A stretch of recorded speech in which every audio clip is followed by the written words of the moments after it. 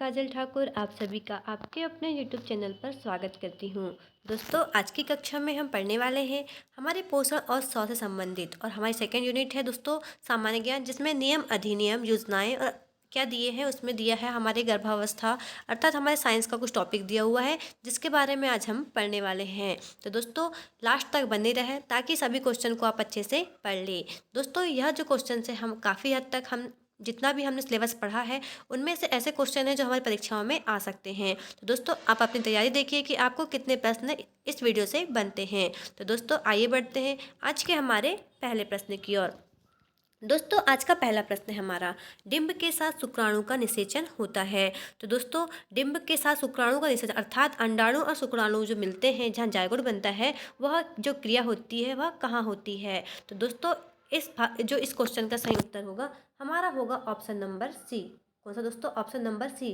Fallopian tube में दोस्तों निषेचन की क्रिया होती है, आपको याद रखना है। आइए बढ़ते हैं हमारे अगले प्रश्न की ओर। अगला प्रश्न है दोस्तों हमारा, पुरुष प्रजनन तंत्र के उस अंग की पहचान करें जो शुक्राणु और मूत्र दोनों के लिए एक ही मार्ग का निर्माण करते हैं। तो दोस्तों इसमें आपको याद रखना है कि जो एक ही मार्ग है शुक्राणु और मूत्र दोनों उत्सर्जन करने का, तो उसे का जो मार्ग होगा वह होगा दोस्तों मूत्र मार्ग। कौन सा होगा दोस्तों? ऑप्शन नंबर डी इस प्रश्न का सही उत्तर हो जाएगा। आइए बढ़ते हैं अगले प्रश्न की ओर। अगला प्रश्न है हमारा, निषेचित अंडा अर्थात युग्मनज जायगोट जो पूछा है खालिस्तान की परत में समाविष्ट हो जाता है जब शुक्राणु और अंडाणु का निषेचन हो जाता है। निषेचन के पश्चात क्या बन जाता है? युग्मनज बन जाता है। तो दोस्तों युग्मनज बनने के बाद में वह कहाँ आके स्थिर हो जाता है अर्थात समाविष्ट हो जाता है। तो दोस्तों आपको याद रखना है इस प्रश्न का सही उत्तर होगा ऑप्शन नंबर डी गर्भाशय। वह एक सप्ताह के अंदर क्या हो जाता है? गर्भाशय में समाविष्ट हो जाता है जायगोट। ठीक है दोस्तों, आइए बढ़ते हैं अगले प्रश्न की ओर। अगला प्रश्न है हमारा, एडीपी को एटीपी अणुओं में भंडारित और स्थानांतरित करने की प्रक्रिया में निम्नलिखित में से कौन सा खनिज महत्वपूर्ण भूमिका निभाता है। तो दोस्तों एडीपी को एटीपी अणुओं में भंडारित और स्थानांतरित करने की प्रक्रिया में जो खनिज महत्वपूर्ण होता है वह होता है फास्फोरस। कौन सा दोस्तों? फास्फोरस। तो आप याद रखिएगा कि यह क्या करता है? एटीपी ऊर्जा को अणुओं में भंडारित और स्थानांतरित करने की प्रक्रिया को महत्वपूर्ण रूप से निभाता है फास्फोरस। आइए बढ़ते हैं हमारे अगले प्रश्न की ओर। अगला प्रश्न है दोस्तों हमारा, विटामिन प्राकृतिक रूप से खालिस्तान में पाए जाने वाले जीवाणुओं के द्वारा निर्मित होता है। तो दोस्तों इस प्रश्न का सही उत्तर होगा ऑप्शन नंबर डी। क्या दोस्तों? आंत इस प्रश्न का सही उत्तर होगा। दोस्तों जो विटामिन होते हैं वह प्राकृतिक रूप से आंत में जो पाए जाते हैं जीवाणु उनके द्वारा निर्मित होते हैं। जैसे ई कोलाई बैक्टीरिया जो होते हैं दोस्तों वह आंत में क्या करते हैं? विटामिन B12 का अवशोषण करते हैं और विटामिन के का भी अवशोषण करते हैं। आइए बढ़ते हैं हम अगले प्रश्न की ओर। अगला प्रश्न है दोस्तों हमारा, जननांगी हर्पिस संक्रमण खालिस्तान के कारण होता है। तो दोस्तों जननांगी जो हर्पिस संक्रमण है यह किससे होता है? यह होता है विषाणु के द्वारा। किसके द्वारा?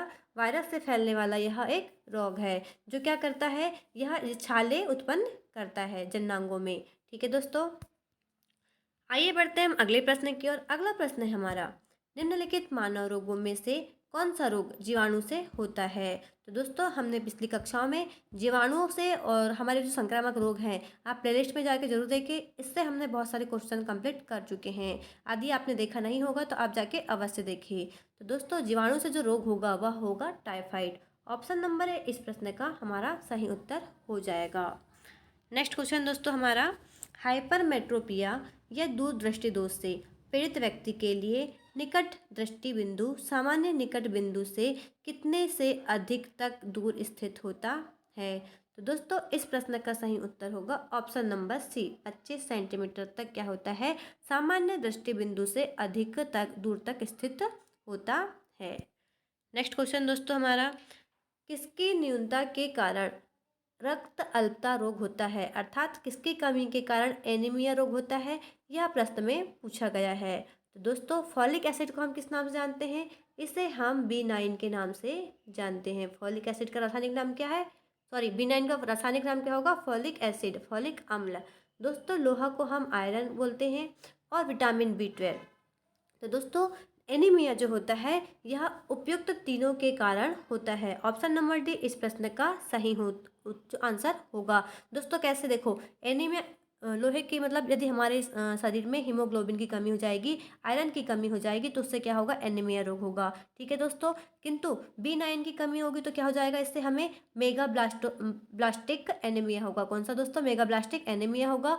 और यदि विटामिन B12 की कमी हो जाएगी तो उससे क्या होगा, पर्नीशियस एनीमिया होने की संभावना अधिक होती है। सबसे खतरनाक एनीमिया कौन सा होता है, वह होता है पर्नीशियस एनीमिया, अर्थात जो B12 की कमी से होता है। इसलिए इस प्रश्न का सही उत्तर होगा उपरोक्त सभी। दोस्तों हम अब पढ़ते हैं अगले प्रश्न की ओर। अगला प्रश्न है हमारा, ल्यूकोडर्मा खालिस्तान की बीमारी होती है। ल्यूकोडर्मा जो बीमारी होती है उसके कारण हमारे शरीर के कौन से भाग को प्रभावित करती है। तो दोस्तों ल्यूकोडर्मा जो बीमारी होती है यह हमारी त्वचा से संबंधित होती है। किससे दोस्तों, त्वचा से संबंधित होती है। नेक्स्ट क्वेश्चन हमारा विटामिन से। दोस्तों क्वेश्चन हमारा कह रहा है, निम्नलिखित में से कौन सा पोषक आहार विकार लक्षण विटामिन सी विशेष के अभाव के कारण होता है। तो दोस्तों विटामिन सी की कमी से कौन सा रोग होता है, कौन से लक्षण हमें दिखाई देते हैं।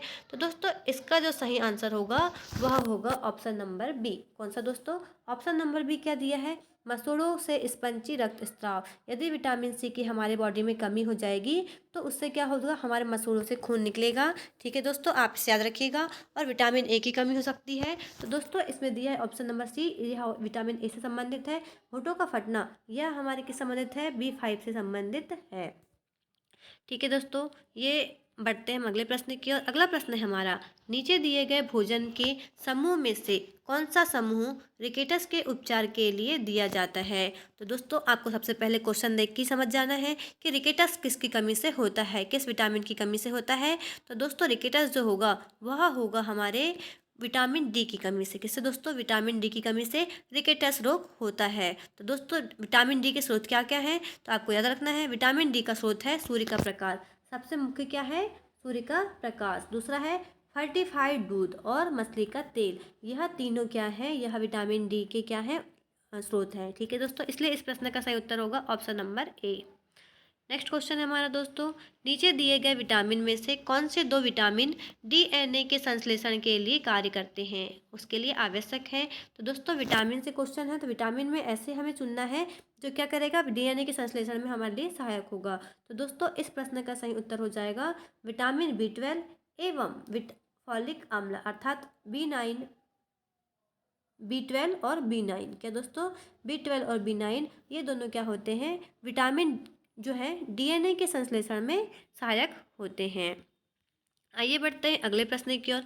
अगला प्रश्न है हमारा, खाद्य के प्रमुख घटक कार्बोहाइड्रेट, प्रोटीन, वसा, विटामिन तथा खनिज खालिस्तान कहलाते हैं। तो दोस्तों ये क्या कहलाते हैं, पोषक तत्व।